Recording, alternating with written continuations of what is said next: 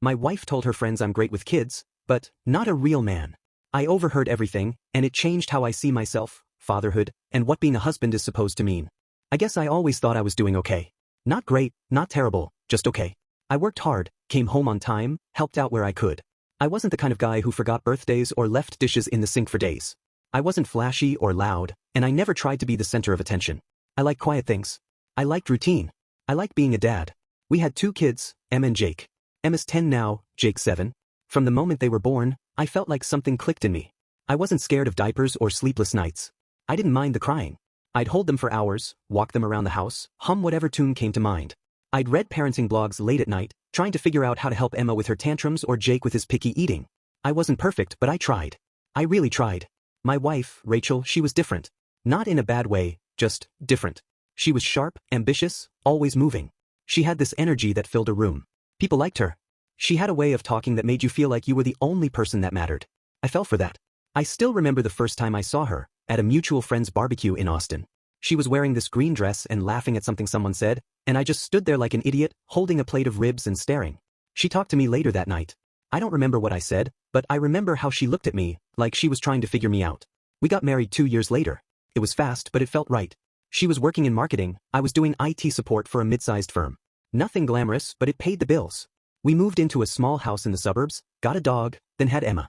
Life got busy. We stopped going out as much. We stopped talking as much. Not fighting, just less talking. I didn't notice the shift at first. I thought we were just tired. Kids do that to you. But then I started hearing things. Not directly, never directly. It was always secondhand. A friend of hers would mention something offhand, or I'd overhear a conversation when she thought I wasn't listening. Once, I was in the garage fixing the lawnmower, and she was on the phone with her friend Marcy. She said, "He's great with the kids, honestly. But sometimes I wonder if I married a man or just a really responsible babysitter." I didn't say anything. I just kept tightening the bolt on the mower like it was the most important thing in the world. That line stuck with me. It wasn't angry or cruel, it was casual, like she'd said it 100 times before. Like it was just a fact. I started paying more attention after that. Watching how she talked to me, how she looked at me. There was a distance. Not cold, just distant. Like she was always half somewhere else. I'd ask her how her day was, and she'd say, "Fine," without looking up from her phone. I'd make dinner, and she'd eat it without saying much. I tried to bring it up once, asked if everything was okay between us. She smiled and said, "Of course. You're a great dad." That was it. Not "you're a great husband." Just "you're a great dad." I didn't know what to do with that. I mean, I didn't cheat. I didn't lie. I didn't yell or drink or disappear. I was there. Every day. I showed up. I thought that counted for something. But I started to feel like I was being measured against something I didn't understand. Like there was this invisible checklist of what a real man was supposed to be, and I didn't make the cut. I didn't hunt or fix cars or talk about stocks. I didn't have a 5-year plan or a side hustle. I didn't dominate conversations or make bold declarations. I just existed.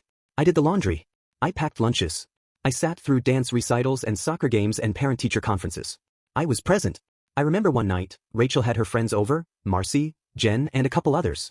I was upstairs with the kids, helping Emma with her math homework. She was struggling with fractions, and I was trying to explain it using pizza slices. We were laughing, and I heard Rachel downstairs say, "He's great with them. Like really great. But sometimes I wish he'd just take charge more. You know? Be the man." I don't think she knew I could hear her.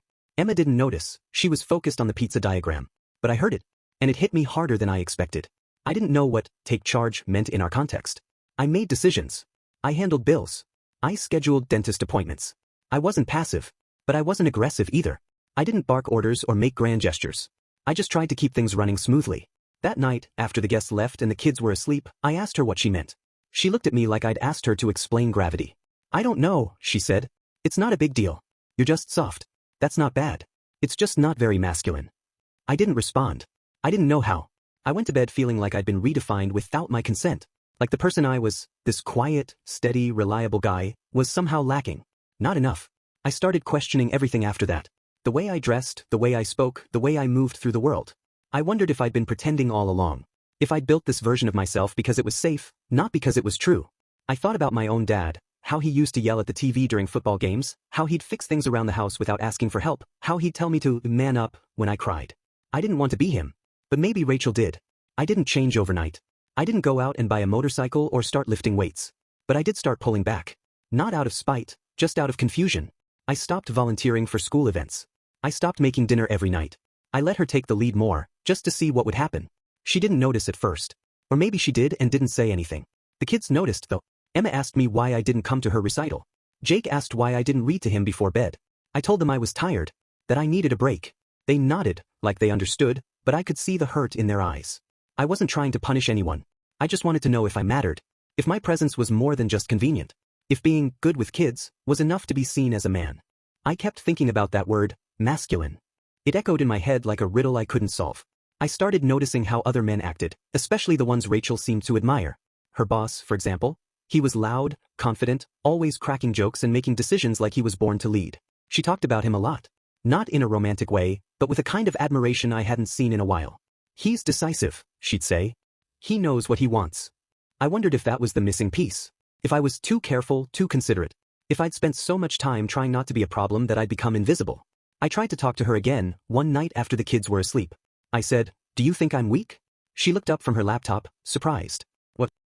Why would you say that?" I told her I'd overheard things. That I'd been thinking about what she said to her friends. She sighed, like she didn't want to have the conversation. "You're not weak," she said. "You're just not very assertive. You're easy. You go along with things. That's not bad. It's just not exciting." I didn't know what to say. I wasn't trying to be exciting. I was trying to be stable. I thought that's what mattered in a marriage. I thought being dependable was a virtue. But maybe I'd misunderstood the assignment. After that, I started pulling away more. Not dramatically, just gradually. I stopped initiating date nights. I stopped asking how her day was. I stopped trying to fix things. I figured if I wasn't what she wanted, maybe it was better to let her find out for herself. I still took care of the kids. I couldn't not do that. But I stopped trying to be the glue that held everything together. Rachel noticed eventually. She asked me if I was okay. I said I was fine. She didn't push. We started living like roommates, cordial, functional, distant. The house was quiet. The kids were confused. Emma asked me if I still loved Mom. I said yes, but I didn't know how to explain the rest. One night, I was putting Jake to bed, and he said, "Mom said you're really good at being a dad."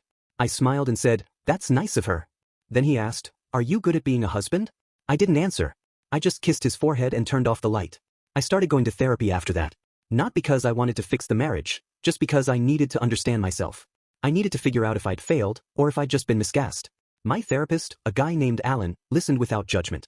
He asked good questions. He didn't try to label me. He just let me talk. I told him about Rachel's comment. About how it made me feel like I'd been disqualified from manhood. He asked me what being a man meant to me. I said I didn't know anymore. That I used to think it meant showing up, being kind, being responsible. But now I wasn't sure. Maybe it meant being bold. Or loud. Or intimidating. Or maybe it was just a moving target. He said, maybe being a man isn't about meeting someone else's definition. Maybe it's about living your own with integrity. That stuck with me. I didn't know if it was true, but it felt like something I could hold on to. Rachel and I didn't split up right away. We coasted for a while, pretending things were fine. But eventually, the silence got too loud. One night, after the kids were asleep, she said, "I think we need to talk." I nodded. I knew what was coming. She said she felt disconnected. That she didn't know how to bridge the gap. That she respected me, admired me even, but didn't feel that spark anymore. I said I understood. That I'd felt it too. That I didn't blame her. We didn't fight. We didn't cry. We just talked. Like two people who'd reached the end of a long road and knew it was time to take different paths. We agreed to separate. To keep things civil for the kids. To be honest and kind. The next few months were hard. Telling the kids was the worst part. Emma cried. Jake got quiet. We told them it wasn't their fault. That we both loved them. That nothing would change except where we lived. They nodded, but I could see the confusion in their eyes. I moved into a small apartment not far from the house. I kept my routines. I still picked them up from school, still helped with homework, still made pancakes on Saturdays. Rachel and I stayed friendly. We co-parented well. But the marriage was over. Sometimes I still think about that comment. He's good with kids, but not a real man. I wonder how many other men have heard something like that. I wonder how many are quietly questioning their worth because they don't fit some outdated mold. I wonder if masculinity is just a costume we're all trying on, hoping it fits. I don't have answers. I'm still figuring it out. But I know this, I love my kids. I show up for them. I listen. I care. And if that makes me less of a man in someone else's eyes, so be it. I'd rather be a good father than a hollow version of someone else's ideal. And maybe, just maybe, that's enough. If you enjoyed the video, don't forget to hit that like button and subscribe for more content like this.